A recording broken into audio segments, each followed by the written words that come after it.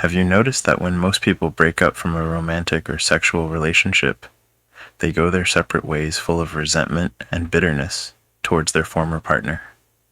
And after they break up, they no longer speak to each other and no longer acknowledge any of the good points about each other, nor do they focus on the good times they had together.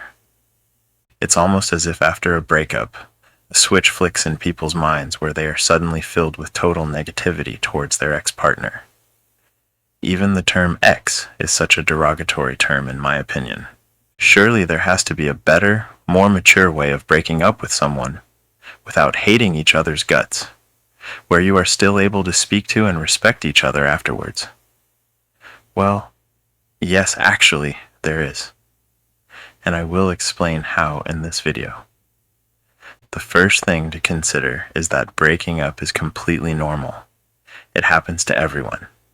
And it doesn't necessarily mean you did anything wrong or that there's anything wrong with you. The first mistake most people make is that they go into a relationship blindly believing it will last forever. They are so filled up with feelings of infatuation towards their new lover that they cannot think logically or rationally, and so they think their relationship will definitely last forever and never run into any problems. And then later on down the line, when problems do occur, it comes as a total shock, and one or both partners end up bitter or heartbroken. I think it's better to go into a relationship with a more realistic attitude. You would love it if the relationship lasts the long term, but equally you are realistic enough to acknowledge the fact that it might not. The other thing to consider is why people break up. From my experience and my observation, these are the main reasons why people break up. One or both partners fall out of love or lust with the other person. Romantic and sexual attraction is a very fickle thing. It can and does change over time. You could be massively attracted to someone, but maybe 6 months, 1 year, or 2 years later, feel totally no romantic or sexual attraction towards them at all.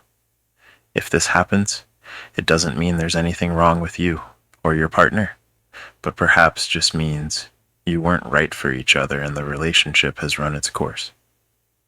2. One or both people in the relationship cheat. This only applies in a monogamous relationship, of course.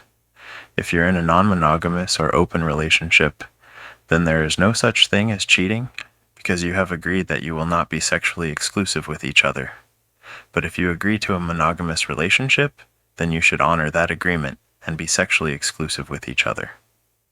If you want to date or have sex with multiple partners, don't get into a monogamous relationship in the first place. Just be honest and say you want to keep the relationship open instead. All cheating shows is a lack of honesty and trust between you and your partner, and if those things are not there, then is it any wonder that cheating leads to bitter breakups? 3. Your paths in life go in different directions, or you want different things from the relationship in the long term. Maybe one person in the relationship wants to pursue a new career, go traveling, or whatever. Or maybe one person wants kids or wants to get married, while the other does not. 4. A lack of honesty, trust, or respect. Now, if you are not getting these things from your partner, you have to speak up about it. And if the lack of honesty, trust, and respect continues too long, then it's time to end the relationship and find yourself a more suitable romantic or sexual partner. I set my relationships up a bit differently than most people. When I get involved with a girl, I will tell her that if she ever meets another guy who better suits her needs, or if she decides she no longer wants to be with me, or if she thinks she'll be happier without me, I will not hold her back, and I will not be angry or bitter towards her in any way. All she has to do is tell me.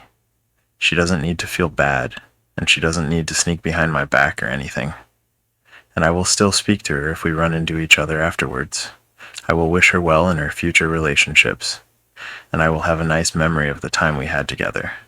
Isn't this a much more mature and less stressful way of going about things? Will I feel any sadness if the relationship ends? Yes, of course.